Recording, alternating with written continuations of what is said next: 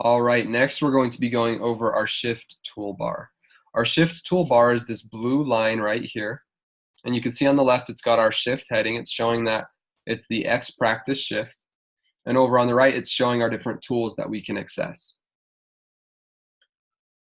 It's important to note that in your Nursing Direct department, for example, each individual shift, like CNA day and CNA evening and CNA knock, would have their own shift toolbar for that specific shift. Now let's go through and talk about each of these tools and what they can do for you. If I click on this first one, the shift target, it looks like the little pencil icon. It pulls up Sunday through Saturday. And what this number represents is the amount of employees that you want scheduled for each of those days on this specific shift. So let's say hypothetically that we want 5 people scheduled on our weekends and that we want 6 people scheduled on our weekdays.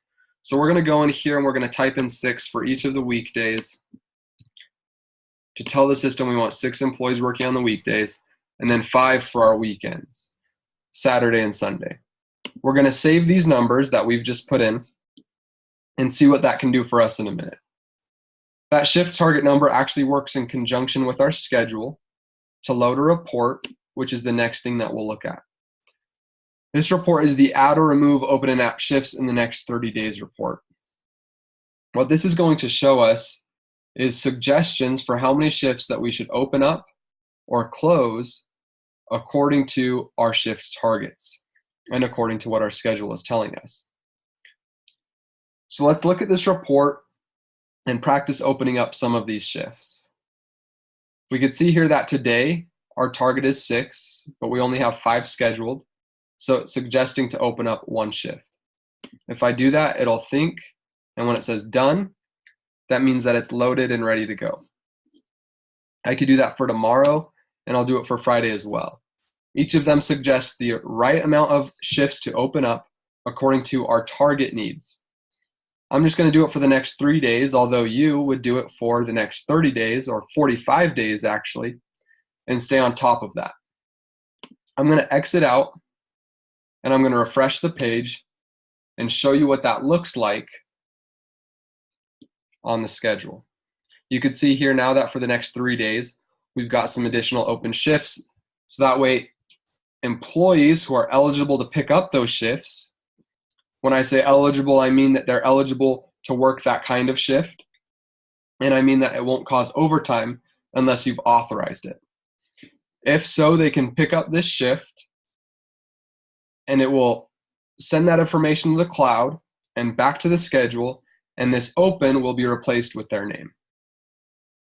Now let's go back to the shift target tool real quick and imagine that our census has changed.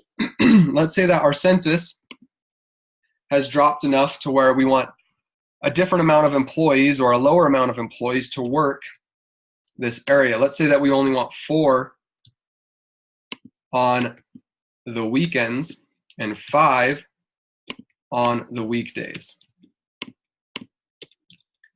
We can put those numbers in right here and save. We can look at this report again and see that it's changed. It's telling us now the amount of people that we should have according to our new shift targets. So we can see here that it might tell us to close some of these shifts. For example, we've opened up 1 too many for the next 3 days because we opened up the right amount earlier, but our shift target has now changed. If I hit close for each of these shifts, what it will do is then close 3 of those shifts, 1 for each day that I just opened. Let's scroll down and also see the other reports it's giving us. It's telling us that we could still open up 1 here. It's telling us that on the 20th, we're on target, meaning that we don't need to open up any. It's telling us to open up some here, we're on target, open some up, we're on target. And then when we get down to the 31st, it's actually telling us that we're overscheduled for that day. If I click on overscheduled, nothing happens. This is because it's overscheduled with employees. It's saying that we have 6 people scheduled and only 5 is our target. Our system doesn't want to randomly take someone off the schedule without knowing everyone's circumstances. So that's up to you, the scheduler, to call someone off for that day. You could send out a text to them seeing who would like to take the day off, and that might be the best option there. So as we scroll up, we could see that these are done loading right here to take it off, and I'm going to exit out. I'm going to refresh, and you're going to see 3 of these open shifts taken off. So now there's only the one left right here on the 18th to meet our targets, our new targets. This next report right here is called the overs and unders report. We've got our overs and unders, and then beneath it our open shifts.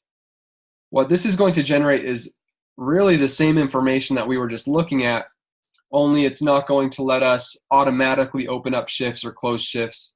It's more of a visual report for us to see on a schedule in case we were wanting to manually put that information down at the bottom. So again, it's showing us that for the 16th and 17th, we're on target. On Friday, we're under 1, but we've got 1 opened up to meet that. On the 19th, it looks like we would need to open up another one, and so forth. Okay, so the next report that we're going to look at is our FTE report. I'm going to click on that. And we're going to see here what our FTE report is our full-time employee needs. That's what FTE stands for, full-time employees.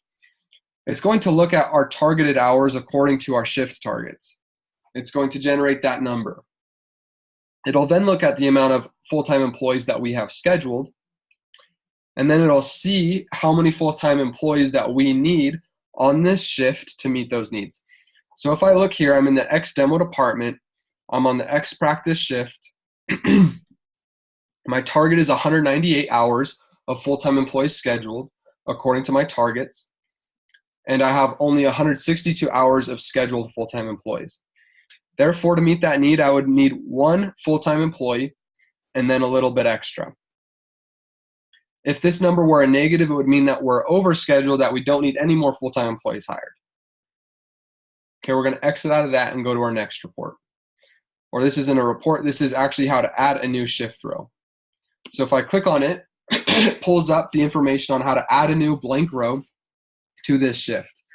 Typically, you shouldn't be needing to use this much because your employees, as we've discussed before, should be going through a revolving door method where once someone leaves their assignment, their pattern, you could simply assign someone else or assign an unassigned temporarily and then just open up more shifts according to meet your needs. But if you are hiring on a new employee, you need to add a new shift row. You could choose the start time right here, and let's say 7, and the end time right here. Both times are going to be in military time. So we're going to do 7 to 3, and 3 in military time would be 15. We're going to say a meal length of a half hour, and we're going to add that shift row. That'll add a blank row down beneath all of your different wings, but right above your orange lines. You could see this blank row added right here. In another video, we teach you how to organize this row to be up with a different wing. And in a previous video, we've shown you how to add a pattern or add other employees to this row as well. Okay, that's all the tools that we're going to be going over. This one is just for administrators who can make changes to the shift, and you don't need to worry about it. If there's any questions with any of those tools, feel free to visit us at our help center. Thank you so much.